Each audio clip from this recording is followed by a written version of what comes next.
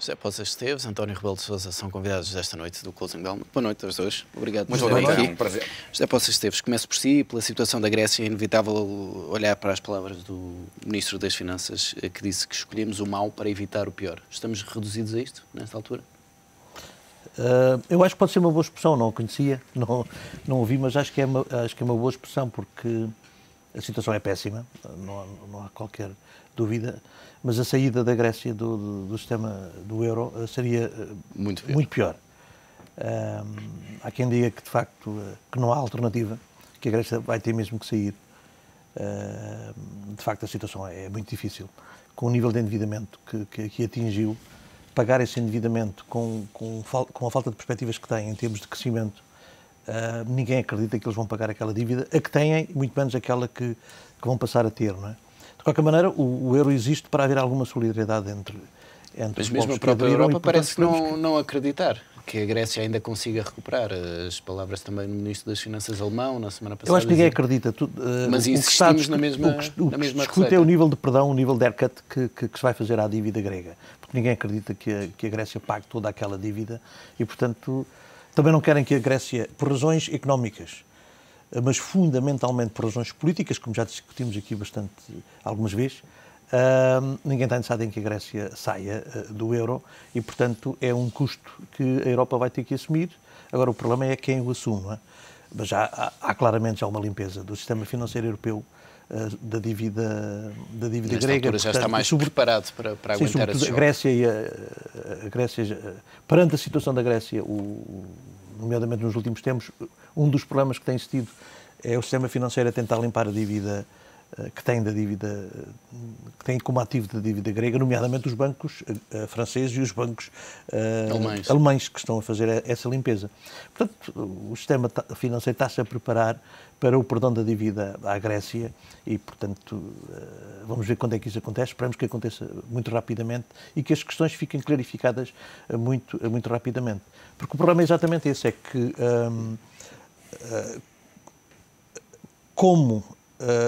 se demora muito tempo a tomar as decisões certas, e esse tem sido o grande problema da Europa, caímos em situações muito mais agravadas que, se a decisão fosse clarificada e fosse tomada antes, poderíamos ter evitado muito este tipo de situações. A Grécia está numa situação absolutamente insustentável e, de facto, não são eles os únicos culpados.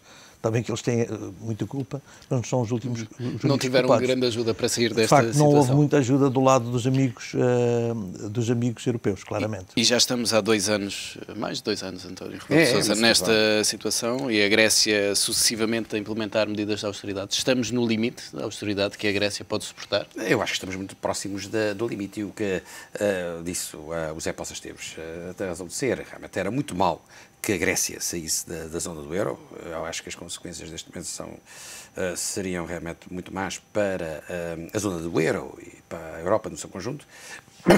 Mas houve aqui grandes erros, desde logo por parte da Troika no que respeita às condições de financiamento da economia grega, numa fase inicial, realmente. Enfim, isso também não ajudou em termos de serviço da dívida. Depois há aqui um outro aspecto muito importante, é que as pessoas não se esquecem muitas vezes de que o rácio que é considerado relevante, que é o rácio entre a dívida pública e o PIB, dificilmente poderá melhorar, mesmo que se consiga conter a dívida pública ou até reduzir ligeiramente a dívida pública, coisa que dificilmente é concretizável no caso da Grécia e noutros casos, nos tempos mais próximos, se, entretanto, houver contração da economia. Porque, como é evidente, se o PIB diminui, é evidente que o rácio dívida-PIB vai realmente aumentar. Quer dizer, portanto, isso é inexorável. Portanto, vai estar ainda mais afastado de situações existentes anteriormente. E eu, realmente, enfim, este fim de semana estive a estudar um pouco as diversas fases porque passou a República de Weimar na Alemanha, que é do conhecimento geral, e isto entre 1918 e 1933, e há muitas semelhanças, muitas similitudes entre aquilo que se passou na República de Weimar e aquilo que se está a passar na Grécia. E realmente a estabilidade política-social, político-social, só existe quando se mantém um bloco social de apoio maioritário favorável à democracia representativa. A partir do momento em que deixa de haver um bloco social de apoio maioritário favorável à democracia representativa e também uma maioria estável a nível parlamentar que esteja empenhada na democracia, estão criadas as condições, como se costuma dizer, as condições objetivas para a democracia ser posta em causa. Ora bem, a Grécia está nesse caminho. Eu acho que se a Grécia sair da zona do euro, será muito difícil manter-se um regime democrático da Grécia. Mas, enfim, eu acho que a situação ainda é um bocado... Porque há um bocado a tese, enfim, de alguns economistas. E manter o euro como está, não é? Como? E o próprio euro como está. E o próprio euro como está. Quer dizer, há um bocado a tese da parte de alguns economistas de que se a Grécia realmente sair e se tudo correr pelo pior na Grécia, isso talvez seja bom para Portugal, porque a Europa vai sentir uma necessidade acrescida de apoiar Portugal para evitar que depois haja um efeito sistémico acrescido. Bem, seria um pouco uma réplica do que aconteceu com o Lehman Brothers, não é? Depois de cair o Lehman Brothers, não caiu mais nenhuma. Só que eu não tenho essa tese. Eu tenho a tese que se tivesse evitado realmente a queda do Lehman Brothers era melhor. Portanto, realmente é uma diferença brutal. Eu sei que a escola liberal não pensa assim, mas eu tenho essa... Ora bem, porque depois há o efeito psicológico. Porque o que acontece é que as expectativas racionais, sobretudo dos mercados financeiros, não funcionam muitas vezes, quer dizer. Isto pode ser considerado uma heresia, mas e é a componente psicológica que é realmente relevante em muitas situações. Por isso é que os estabilizadores automáticos não funcionam em muitos casos nos mercados financeiros e há realmente o chamado efeito reflexivo. Isto é, realmente, se o preço da dívida soberana realmente baixa, quer dizer, a procura, em vez de aumentar, realmente diminui, não é? Ou se aumenta realmente o preço, digamos assim, dos títulos de dívida soberana, realmente, enfim, em vez de baixar a procura, aumenta a procura. Portanto, o que é que isto significa? Significa que, havendo este efeito reflexivo, não é? De facto, não é linear que saindo a Grécia... nada linear que saindo a Grécia os efeitos não fossem altamente nefastos para a economia portuguesa, para a dívida soberana portuguesa, para o valor da dívida e para o preço da dívida soberana portuguesa, preço entendido, portanto, na valoração que os mercados dão da dívida soberana, não é? No sentido do preço que se tem que pagar realmente pela dívida soberana, são os juros. Não é?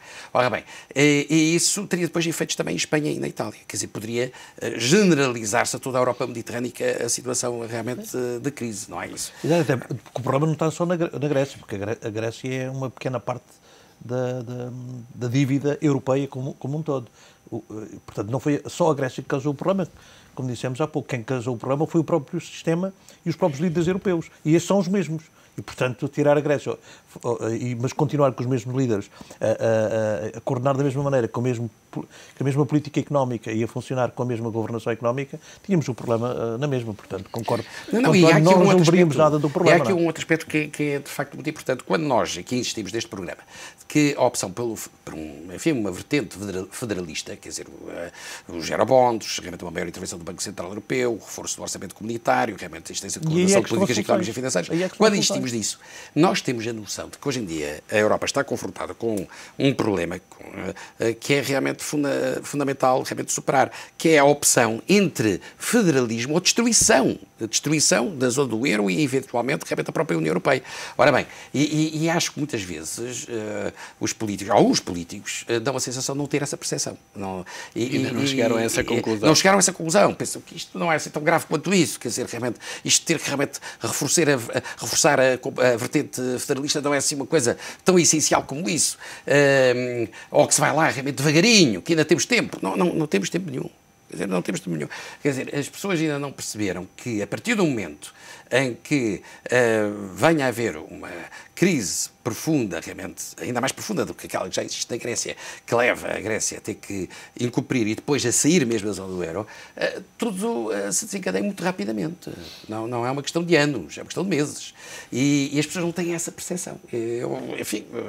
Mas seria preferível, como defende hoje Wolfgang Munchau, tentar que a Grécia e, eventualmente, Portugal entrassem numa situação de incumprimento, mas dentro do euro? Tentar controlar ao máximo o efeito dessa falência? Essa solução, seria possível. Bem, para nós não seria tão má como isso.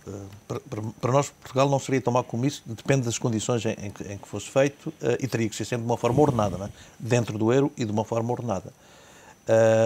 Eu creio que, desde que seja dentro do euro, é sempre preferível do que fora do euro, por razões que o António já explicou e bem. Portanto, seria preferível que fizessem dentro do euro. Que a Grécia não tem condições de pagar toda a dívida e, portanto, vai ter que haver um haircut, um perdão da dívida, como já disse há pouco, não há qualquer dúvida. Quanto a Portugal, há dúvidas. Portanto, a situação portuguesa e a situação grega são completamente diferentes. A dívida é completamente diferente. Estamos com níveis acima dos 160% do PIB, nós temos 110%. É diferente. Eles estão a aumentar, claramente, nós estamos com uma tendência para estabilizar, aumentar, mas com tendência para estabilizar, portanto já se antevê que possa estabilizar. Temos os déficits, também são diferentes. Os níveis de crescimento dos últimos anos e previsionais também são completamente diferentes. E há um fator que é muito importante, e que além destes objetivos que estou a referir, mas que são muito importantes também para os mercados financeiros. Porque os mercados, agências de rating, etc., portanto, quando se trabalha com os mercados e com o financiamento, interessa a capacidade do devedor em pagar, mas interessa também, quase às vezes ao mesmo nível, a vontade do devedor pagar a dívida. Ora, o que se passa, exatamente, é que no caso da Grécia, até porque, pela discussão que houve a noite passada no Parlamento, se percebeu que eles estão a dizer que sim, mas em abril já não se sabe outra vez. Portanto, temos aqui novamente a incerteza quanto à vontade de pagar. Eu creio que nesse aspecto os mercados começam a entender, e os juros, as taxas de juros começam de facto a notar-se o resultado dessa atitude, os mercados e as agências de rating percebem que Portugal pode não ter grande capacidade. A capacidade é pouca, porque ainda não revelou grande capacidade para fazer crescer a economia e, portanto, para pagar a dívida por aí. Mas tem vontade, e isso já conta muito. A grande diferença há fatores objetivos e há este fator subjetivo que eu acho que é extremamente importante. E o grande problema que nós neste momento temos no euro é fundamentalmente com a Grécia e é por causa da incerteza quanto à vontade de pagar, e não é pelas condições de pagar, que essas toda a gente percebe que não, mas estar a fazer haircut, estar a fazer perdão de dívida a alguém que não sabe se vai pagar, nunca sabe qual é o haircut que vão fazer, portanto não emprestam na mesma. Portanto, para nós seria bom se houvesse esse haircut, porque nos permitiria, eventualmente, dizer, bom, então perdoem-nos lá a nós, porque nós temos vontade e nós vamos pagar de certeza. Seria mais fácil para nós. Era aliviar um pouco a carga. Nós não chegamos a este ponto porque, com a Grécia, de facto, a situação é muito difícil e é muito incerta. E, portanto, nem dá sequer para entender quanto é que deve ser o haircut, porque não sabemos qual é a vontade de pagar. Eu vou fazer aqui uma previsão muito rápida, que é a seguinte, mas que é claro, discutível. Eu penso que se até, digamos, maio, abril, maio, junho, houver uma inversão em alguns aspectos da política que está a ser prosseguida ao nível da Europa, reforçando-se ou mostrando-se vontade em reforçar a vertente federalista, talvez depois das eleições francesas isso seja possível, vamos ver, então Portugal tem condições, com uma renegociação com a Troika, de evitar realmente uma situação de incumprimento. Enfim, um haircut que tenha que ser negociado realmente a sua dívida. Desde que haja uma negociação do tempo de ajustamento, em mais um ano ou dois, e uma negociação também dos objetivos para este ano, passando de 4,5 para 5,2, qualquer coisa assim do género, do próximo ano de 4,5 e depois talvez daqui, por mais algum tempo, os 3%. Ora bem, e aumentando-se, claro, realmente ajuda, pelo menos para 100 a 110 mil milhões de euros. Enfim, tudo isso vai ser necessário. Isso, para mim, realmente é mais do que evidente. Agora, mas talvez se consiga evitar um encobrimento se houver essa inversão. Se não houver essa inversão e houver um agravamento realmente muito grande da situação da Grécia e não houver essa inversão, nem sinais claros dessa inversão até junho, julho, eu penso que será muito difícil nós cumprirmos. E ainda hoje o economista-chefe do Citigroup dizia que mesmo que este pacote de ajuda à Grécia agora seja aprovado, teremos aqui um balão de oxigênio que nos vai durar alguns meses, mas depois voltaremos à questão grega e eventualmente à questão portuguesa. Não estamos a tratar dos problemas de fundo na economia. Nós estamos a pôr dinheiro nos problemas, nós estamos a resolver. Mas os problemas estruturais não estão a ser resolvidos, realmente os problemas de fundo. Falou-se muito em haver realmente uma aceleração dos fundos estruturais, enfim, não se está a ver realmente o impacto disso. Falou-se muito da necessidade de haver regimes especiais de incentivo realmente a certos setores, também ainda não se estão realmente a sentir resultados práticos, nem sequer nem sequer estão a ser implementadas políticas nesse sentido. Há o setor financeiro. Tem-se demorado este tempo todo para resolver o problema do setor financeiro. E algumas pessoas ainda continuam realmente a falar da situação do setor financeiro, coisa realmente não é assim tão grave, nem tão complexa quanto isso. Depois temos a recessão. A Troika vem aí agora para ver isso, não é? Vem agora para ver, esperemos que resulte alguma coisa. E depois temos a recessão, que a recessão realmente vai ser muitíssimo intensa, vai ter efeitos realmente da execução orçamental e vai realmente dificultar que haja uma melhoria do rácio dívida pública PIB. Pelo contrário, vai-se agravar. Quer dizer, portanto, nos próximos 2 anos, o rácio dívida pública PIB vai-se agravar significativamente. Ora bem, portanto, tudo isto cria um cenário de alguma forma negativo, não é? Para o futuro para além de que, numa situação de agravamento das condições sociais, quer dizer, portanto, da redução do rendimento disponível das famílias, realmente de desemprego, etc., as forças extremistas, as correntes extremistas, tendem a sair reforçadas, quer dizer, até mesmo eleitoralmente, quer realmente as forças antidemocráticas da esquerda, quer dizer, que estão contra a democracia, eu acho que são forças antidemocráticas aquelas que estão contra a democracia representativa, não é? Ou que só a aceitam por uma questão de correlação de forças, não é? Ou na direita, que também realmente poderá sempre haver potencialmente correntes que, aceitando hoje as regras da democracia, deixam de aceitar. Ora bem, e isso cria novas dificuldades em termos de formação de maiorias estáveis pró-democráticas a nível parlamentar. Portanto, a partir do momento em que isso se verifica, enfim, estão criadas as condições realmente propiciadoras que o futuro não seja muito animador. animador. O futuro não muito risonho. José Poças Esteves, durante os últimos meses também olhámos com muita atenção para o Banco Central Europeu, dizendo que a chave também estaria no BCE imprimir dinheiro. Na prática, o BCE está a fazer algo muito parecido com estas excedências de liquidez. Estamos a ficar sem trunfos para combater esta crise? Estamos a ficar sem trunfos, claramente, porque o BCE está a fazer o papel, né, muitas vezes contra a vontade dos políticos e dos líderes europeus, como já referimos aqui, está a fazer o seu papel e esperemos que continue a fazer este papel. Às vezes não tanto como devia, mas faz aquilo que pode perante as circunstâncias... Sim, dentro do seu mandato. Do seu mandato e perante as circunstâncias que tem. Mas as soluções típicas, tradicionais, convencionais, começam a ficar esgotadas. Os Estados Unidos são um caso típico. Estar a imprimir moeda. Os Estados Unidos não têm esse problema. Imprimem, mas também não estão a resolver o problema.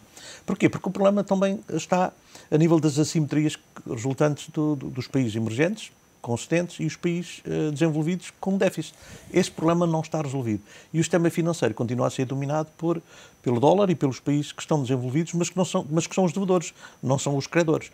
E nesse aspecto, eu vi este fim de semana uma excelente entrevista, e eu recomendaria que se tiverem a oportunidade de a ler, seria interessante, que foi de um professor ou de um investigador chinês, e a forma como ele encarava a questão destas assimetrias entre regiões económicas, que, na minha opinião, são a razão fundamental da desestabilização que nós estamos a viver nos mercados. Pois, obviamente, cada região tem os seus problemas, mas este é a base de todos os problemas. E diz ele, como eu costumo dizer, que, de facto, essas assimetrias só terminam quando a China entrar no Fundo Monetário Internacional a sério. E quando a China entrar no Fundo Monetário Internacional a sério, então a arbitragem fica maior e, portanto, o equilíbrio entre estas assimetrias fica maior. E o que ele diz, o que os chineses estão a fazer foi aquilo que já dissemos aqui: estão a comprar ativos, se puderem ser estratégicos, melhor, se puderem ser RENs, se puderem ser EDPs, se puderem ser portos, tudo bem. Estão a importar tecnologia, portanto, estão a ganhar know-how e a importar tecnologia, e querem entrar no Fundo Monetário Internacional, e eu acho que vão ter que entrar no Fundo Monetário Internacional, participar com o renminbi também nas moedas que no fundo fazem parte dos direitos especiais de saque, porque está lá o dólar, está lá o iene, está lá a libra, está lá o euro, mas não está lá o renminbi. Porque não? E com isso, obviamente, eles querem entrar mais nas decisões nos equilíbrios mundiais. E têm o direito a fazê-lo, porque são uma grande potência. E enquanto isso não acontecer, de facto, nós vamos continuar com esta destabilização. Por mais que injetemos dinheiro e por mais que façamos as medidas tradicionais e convencionais, não vamos resolver o problema. Os Estados Unidos não resolvem e nós temos estes problemas, mas com o BCE a imprimir moeda também não resolve. Os problemas estão de trás, são mais profundos, têm que ser resolvidos. E um deles é, de facto, deixar a China entrar no grande sistema de arbitragem, Na altura, em 33, criou-se o Bretton Woods. Agora é preciso criar um sistema de arbitragem parecido e, portanto, o renminbi vai ter que entrar há aqui um problema, no pacote das moedas internacionais. Há aqui um problema. Claro que isto é difícil de dizer e politicamente é complicado, mas há aqui um problema também, se permite. Há muito tempo que se fala na necessidade de um novo sistema de Bretton Woods, um novo sistema financeiro, e que se fala na necessidade de haver até um mecanismo como havia realmente um mecanismo de taxas de câmbio realmente na Europa antigamente, portanto, realmente que permita que existam não haja oscilações excessivas entre algumas paridades que se venham a constituir depois em ativos de reserva, como é o dólar, realmente como seria a moeda europeia, como seria o iene, como seria realmente o iene, a moeda realmente chinesa, enfim, realmente. Portanto, isso, o Fundo Monetário Internacional ser realmente substituído por uma instituição com maior capacidade de intervenção do mercado internacional, tudo isso tem sido falado. Como também se fala em termos políticos do multilateralismo, quer dizer, a necessidade das soluções serem multilaterais e não unilaterais, realmente no quadro das Nações Unidas. Só que há aqui um problema. Que é um problema do meu ponto de vista, eu, realmente, como sou um radical-democrata, tem um problema, não? É que esta coisa de nós, no quadro das Nações Unidas, ou no quadro do Fundo Monetário Internacional, ou no quadro de outra instituição internacional, temos que aceitar decisões em que há o risco de, não digo haver uma maioria, mas de haver realmente setores com peso na tomada de decisões que não têm nada a ver com a democracia, e que são realmente são países que são profundamente antidemocráticos, é um bocado desagradável para os países democráticos. Quer dizer, realmente, enfim, vamos expor o que é hoje, por exemplo, nas Nações Unidas, não é? Mesmo ao nível do Conselho de Segurança, haver quem tenha capacidade de veto, admitir que haja quem tenha capacidade de veto, que seja um país com um regime profundamente antidemocrático. E tem capacidade de veto. Quer dizer, portanto, todos estão conscientes que se está realmente a assassinar um determinado povo, realmente, por exemplo, e que realmente a comunidade internacional devia intervir, mas pode haver um país, por hipótese puramente teórica, realmente com um regime não democrático, diz, não senhor, nós realmente vetamos, não é? E então, nós democratas, nós que defendemos o sistema democrático, vamos estar condicionados por isso. Quer dizer, realmente, portanto, e esta coisa do multilateralismo é uma coisa muito interessante no pressuposto de que, realmente, o paradigma da democracia e dos direitos fundamentais realmente estendeu à comunidade internacional definitivamente. Ora bem, mas, António, aí temos um problema. Nós, da parte de política externa, nós estamos de acordo. Internamente estamos de acordo. Na política externa temos algumas divergências. Não muitas, mas algumas. Este multipartidarismo tem que existir. E o problema é que já não temos polícias. Antigamente havia um grande polícia que era os Estados Unidos. Multilateralismo. Os Estados Unidos era o polícia do mundo. Neste momento temos um polícia com pouca força e, portanto, temos, de facto, vários países a fugir ao sistema. Havia, de facto, o bipolarismo, portanto, as duas partes. De um lado a União Soviética, do outro lado os Estados Unidos. Os Estados Unidos, de facto, nunca chegaram a ser um verdadeiro polarismo. De facto, mas neste momento estamos a evoluir para um sistema arquipelágico, em que há realmente várias potências, e os polícias aí já não têm força para controlar. É um sistema arquipelágico, mas do meu ponto de vista o que seria desejável... Mas uma forma de trazer a China, também resolver os problemas da China, não é isolá-la, pode ser trazê-la tem que ser um processo gradualista, tem que ser um processo gradualista, também concordo com isso. Mas, de facto, o que seria desejável nesse sistema arquiplágico, em que existiriam várias potências com capacidade de intervenção, evidentemente, é que houvesse ainda dominância do eixo atlântico, não é? Euroatlântico, digamos assim, dominância em termos de valores, em termos da chamada dogmática dos direitos humanos. Bem, do meu ponto de vista, evidentemente. Mas a ver, vamos, não é? Agora, sem realmente... tem que ser um processo... tem que haver uma certa concomitância. Tem que haver realmente uma certa aproximação em termos de instituições económicas e de cooperação realmente económica, comercial, como já está a fazer, evidentemente, com a China e com outros países, evidentemente, mas simultaneamente também esses países têm que dar sinais de evolução em matéria de direitos humanos. É um tema ao qual voltaremos certamente. António Rebelo de Sousa, José Poças Esteves, muito obrigado pela presença neste Closing Bell.